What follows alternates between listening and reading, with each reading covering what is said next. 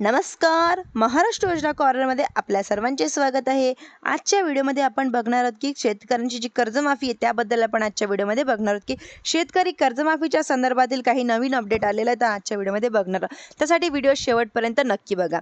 चॅनलवरती नवीन असाल तर चॅनलला लाईक, सबस्क्राईब आणि शेअर करायला विसरू नका.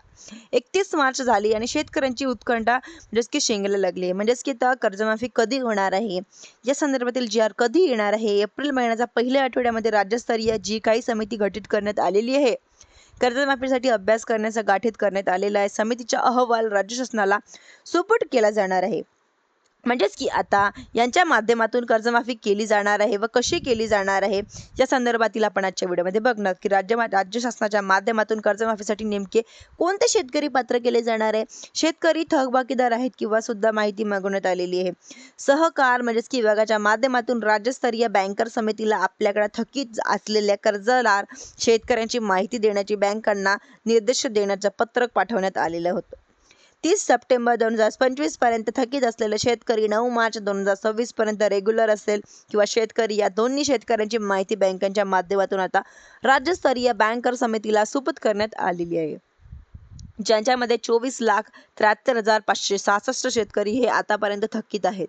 ज्यांच्यामध्ये अल्पमुदतीय पीक कर्जाच्या माध्यमातून मुदतीच्या पीक कर्जाचा समावेश आहे.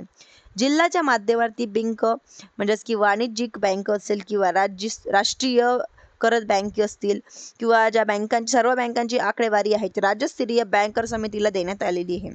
24,73,566 शेतकऱ्यांची 35,477 कोटी रुपयाचा कर्ज थकीत आहे.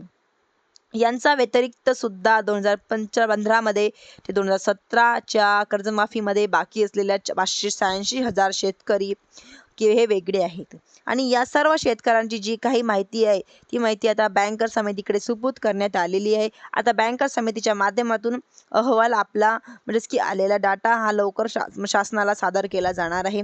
8 एप्रिल नंतर राज्यांमध्ये जी काही बँकर समिती म्हणजे कर्जमाफीच्या करण्यासाठी एक समिती गठीत करण्यात आलेली आहे. म्हणजेच की परदेशी साहेबांच्या अध्यक्षतेखाली गठीत करण्यात आलेली आहे. थकीत सुद्धा अहवाल शासनाचा सादर व नेमके कोणते शेतकरी कर्जमाफी कशा प्रकारची करायची आहे, काय उपाययोजना केली जाणार आहे, काय अटी शर्ती केली जाणार आहे यांच्या माध्यमातून दिली जाणार आहे. एकंदरीत ही देण्यात आलेली आहे आकडेवारी आणि समितीच्या आलेल्या अहवाल यांच्या आधारे म्हणजेच की पुढील कर्जमाफी केली जाणार आहे. परंतु कर्जमाफीला केली जात असताना कर्जमाफी तर करायचीच आहे, परंतु केली जात असताना या खरीपाचा हंगाम लक्षात द्या. म्हणजेच की लवकरात लवकर अशी मागणी भरपूर साऱ्या शेतकऱ्यांच्या माध्यमातून या ठिकाणी देण्यात आलेली आहे.